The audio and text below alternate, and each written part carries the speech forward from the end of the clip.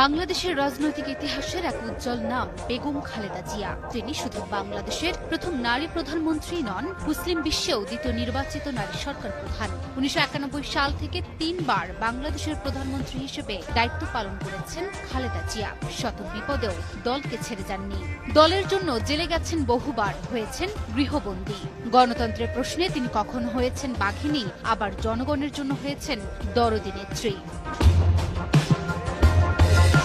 কিন্তু ২০০৭ সালে ১/১১-তে তাকে রাজনীতি থেকে মাইনাস করার এক গভীর ষড়যন্ত্রের মুখোমুখি হতে হয়। এই ষড়যন্ত্রের পেছনে ছিল দেশের দুই প্রধান গণমাধ্যম প্রথম আলো এবং ডেইলি স্টার। ২০০৭ সালে যখন বাংলাদেশের গণতন্ত্র সংকটে ছিল, তখনই এই মিডিয়াগুলো একের পর এক খালেদা জিয়াকে আক্রমণ করে, তার বিরুদ্ধে অসত্য ও পক্ষপাত দুষ্ট রিপোর্ট প্রকাশ করে। ২০০৭ সালের ২৬ জুন প্রথম আলোতে প্রকাশিত হয় একটি বিশেষ প্রতিবেদন, যার শিরোনাম ছিল খালেদাকে ক্ষমতাহীন করার প্রস্তাব।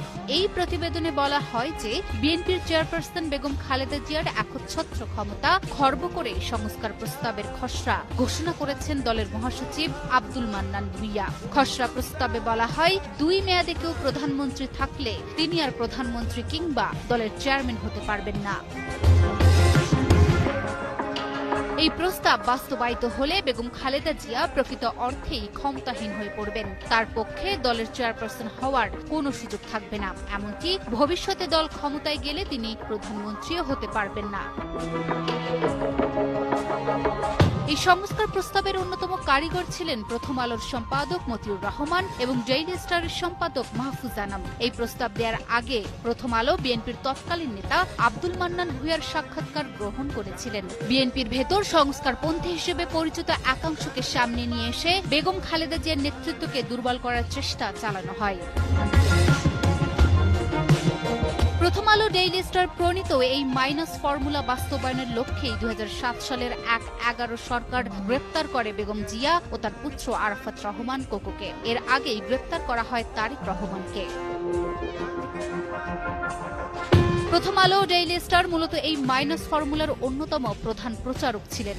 এই গণমাধ্যম দুটি দীর্ঘদিন ধরে বিএনপির বিরুদ্ধে অসত্য তথ্য প্রচার করেছে। বিশেষ করে বেগম খালেদা জিয়ার পরিবারকে টার্গেট করে তারা। এমনকি বেগম জিয়ার ছোট ভাই শামীম ইস্কান্দার, যিনি রাজনীতির সঙ্গে সরাসরি সম্পৃক্ত ছিলেন না, তাকেও টেনে আনা হয় ষড়যন্ত্রের কেন্দ্রবিন্দুতে।